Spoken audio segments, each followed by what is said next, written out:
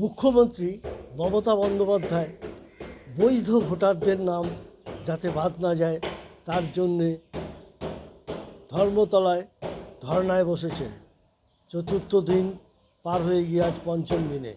এরই মধ্যে কৃষ্ণগঞ্জ বিডিও অফিসে নাম বাদ যাওয়া বহু ভোটার ভিড় করেছেন ফর্ম 6 পূরণ করে জমা দিতে। তাদের মধ্যে বেশিরভাগ মহিলা ভোটার। এ নিয়ে কটাক্ষ করেছেন জেলা পরিষদের কর্মাধ্যক্ষ কার্তিক মণ্ডল। তিনি বলেন, বিজেপির কথায় নির্বাচন কমিশন মহিলা বিদ্বেষী এবং তারা বেছে বেছে মহিলাদেরই নাম বাদ দেওয়ার প্রক্রিয়া করেছে।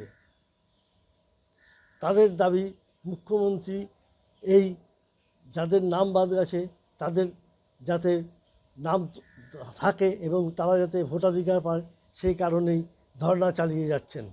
বিজেপি সরকার নির্যাতন কমিশনের মাধ্যমে যেটা করেছে, আজকের এই যারা যারা এখানে লাইন দিতে এসছে তাদের আপনি যদি ফলো করেন দেখবেন 90%-এর ওপরে মহিলা। মানে এরা হচ্ছে মহিলা বিরোধী, বাংলা বিরোধী তো ছিলই। আজকে যাদের মহিলা যাদের নাম আজকে কাটা গেছে, ডিলিট হয়েছে, এরা প্রকৃত ভোটার। এরা 2002 সালের লিঙ্ক দেখিয়ে বাবা অথবা মাকে লিঙ্ক দেখিয়ে আজকে তারা ম্যাপিং করেছিল।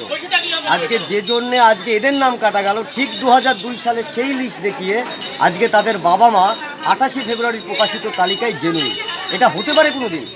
2002-এর লিস্টের ওপর দাঁড়িয়ে যে বাবা মা আজকে বৈধ, তার সন্তানরা আজকে অবৈধ। আগামী দিনে যদি এরা ফর্ম 6 ফিল আপ করে, সেই বাবা মার লিঙ্ক দেখে আবার এরা ভোটার হবে।